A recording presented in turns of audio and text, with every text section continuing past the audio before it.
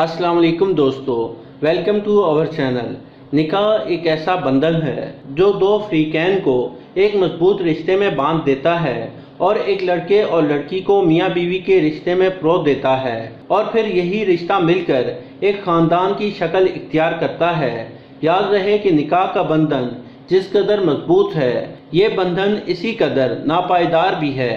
अगर मियाँ बीवी इस रिश्ते को इस्लामी हदूद में रहते हुए निभाएंगे तो ये रिश्ता मजबूत और सलामत रहेगा, और अगर यही मियाँ बीवी इस्लामी हदूद से तजावज़ करेंगे और ऐसी गलती कर बैठेंगे जो इस्लामी हदूद से बाहर है तो उनका निकाह फ़ौरन टूट जाएगा और ये दोनों एक दूसरे के लिए ऐसे ही हराम हो जाएंगे जैसे ये दोनों निकाह से पहले एक दूसरे के लिए गैर और अजनबी थे। इसलिए ज़रूरी है कि हर मुसलमान मर्द व औरत को इन हदूद का पता हो ताकि वो इन हदूद में रहकर अपनी ज़िंदगी बसर करें। याद रहे कि ये गलतियां ऐसी हैं कि अगर बीवी या खावंद इन गलतियों में से कोई कर बैठता है, चाहे दानिस्ता तौर पर करे या गैर दानिस्ता तौर पर करे, निकाह टूट जाएगा। और जब निकाह टूट गया तो मियाँ बीवी का आपस में रहना और आपस में मेल जोल रखना हराम होता है, और इस गलती के बाद ये मियाँ बीवी हम बिस्तरी करेंगे तो ये हराम होगा और जिना के ज़ुमरे में आएगा। तमाम शादीशुदा अज़रात के लिए ये वीडियो निहायत अहम है, इसलिए इस वीडियो को आखिर तक ज़रूर देखिएगा। याद रहे कि जिस तरह अल्लाह रब्बुल इज़्ज़त ने ज़िंदगी बसर करने के लिए इंसान की हदूद मुख्तस की हैं, इसी तरह रिश्तों की हदूद भी कायम की गई हैं और रिश्तों का आपस में तक़द्दुस बयान किया गया है और मुख्तलिफ़ रिश्तों को मुख्तलिफ़ मकाम अता किया गया है। और इन रिश्तों को अल्लाह ताला ने कुरान पाक में वाज़िह तौर पर फरमाया है। अल्लाह ताला ने इंसान के लिए मुख्तलिफ़ रिश्ते बनाए, खून के रिश्ते, दूध के रिश्ते, निकाह के रिश्ते, ससुराल के रिश्ते वगैरह वगैरह। हर रिश्ते की अपनी हदूद मुकर्रर फरमाई है। कुछ रिश्ते महरम करार दिए गए और कुछ गैर महरम करार दिए गए, और मुसलमानों के लिए कुरान मजीद में ये तालीमात सिखाई गई हैं कि कैसे ज़िंदगी बसर करनी है, किस रिश्ते के साथ क्या सलूक करना है, कैसा सलूक करना है। हर रिश्ते के अपने अपने हकूक़ मुख्तस कर दिए गए हैं और इनकी हदूद भी बताई गई हैं। हम इन गलतियों की बात कर रहे हैं जो मियाँ बीवी से सरजद हो जाएं तो मियाँ बीवी का निकाह टूट जाता है। तो याद रहे कि सबसे पहली गलती जिससे निकाह टूट जाता है वो इस्लाम से खारिज होना है, और मियाँ बीवी मुसलमान हैं और खुदा न खास्ता एक इस्लाम से इनकार कर देता है और मुर्तद हो जाता है तो निकाह टूट जाएगा और इन दोनों का आपस में ताल्लुक़ रखना जायज़ नहीं रहेगा। इस्लाम के इखराज के अलावा कुछ रिश्तों की हदूद हैं जिनको तोड़ने से निकाह टूटता है। तो चलिए आपको निकाह के बाद के रिश्तों की वो हदूद बताते हैं जिसमें इंतहाई एहतियात ज़रूरी है। अगर इन रिश्तों में ज़रा बराबर भी बेएहतियाती की जाए तो बीवी अपने शौहर पर हमेशा हमेशा के लिए हराम हो जाती है।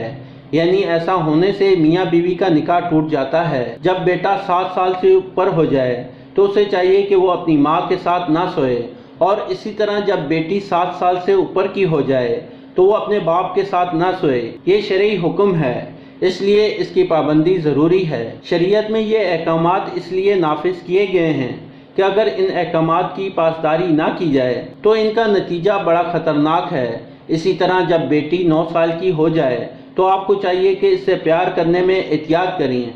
बाप को चाहिए कि वो बेटी को प्यार करना चाहे तो सिर्फ सर पर हाथ फेरे, बोसा लेना तो सिर्फ बोसा सर पर ले।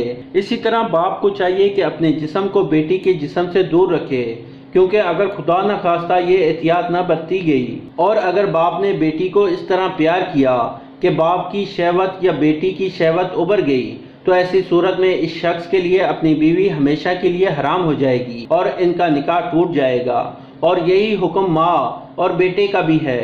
इसलिए हम अपनी बहनों से गुजारिश करेंगे कि वो अपने बेटों से प्यार करने में एहतियात बरतें, अहकामात शरीयत के मुताबिक इनको अपने बिस्तर से अलग करें और इसी तरह बेटों को उनकी बहनों के बिस्तर से दूर रखें। आजकल इस्लाम से दूरी और दीनी तालीमात ना सीखने की वजह से पहले लाड प्यार में बच्चों को बिगाड़ा जाता है, उनको उनकी हदूद नहीं बताई जाती और फिर बाद में रोना रोया जाता है जो बाद में बेसूद होता है। इसलिए ज़रूरी है कि बेटे को 7 साल से ऊपर होने के बाद बाप के साथ सुलाया जाए لیکن ماں اپنے پاس نہ سلائے، اور بیٹی ماں کے ساتھ تو سو سکتی ہے لیکن باپ کے ساتھ نہ سوئے۔ اس کے بعد ایک دوسرے رشتے میں بھی احتیاط کی ضرورت ہے، وہ ساس اور داماد کا رشتہ ہے۔ نکاح کے بعد بیوی کی ماں کو بھی ویسے ہی سمجھا جائے جیسا کہ اپنی ماں کو سمجھا جاتا ہے، اور مردوں کو چاہیے کہ وہ اپنی بیوی کے رشتہ داروں کے ساتھ اچھا سلوک کریں، جیسے اس کی بیوی اپنے والدین کا احترام کرتی ہے ویسا ہی برتاؤ مرد بھی بیوی کی والدین کے ساتھ رکھیں۔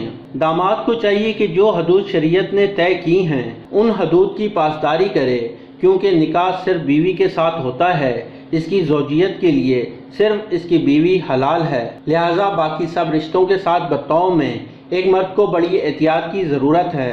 اگر خدا نخواستہ داماد اور ساس کے درمیان کوئی ایسا معاملہ چل پڑے جس کی وجہ سے ان کے تعلقات میں بدنیتی پیدا ہو جائے اور وہ آپس میں اتنے قریب ہو جائیں کہ شہوت کا عمل داخل ہو، تو اس سے مرد کے لیے اس کی بیوی ہمیشہ کے لیے حرام ہو جائے گی۔ آج کل رشتوں میں پہلے تو بے تکلفیاں اختیار کی جاتی ہیں اور پھر ان بے تکلفیوں کو برا نہیں مانا جاتا، جو بعد میں اس حدود تک چلے جاتے ہیں کہ پھر مولوی اور مفتی حضرات کے پیچھے گھومتے پھرتے ہیں کہ ایسی صورت ہو گئی، کوئی راستہ نکالیں، خدا را احکام شریعت کو سیکھیں اور ان کو اہمیت دیں، ان کے مطابق زندگی گزاریں تاکہ ہمارے گھروں میں کوئی ایسی نوبت نہ آنے پائے۔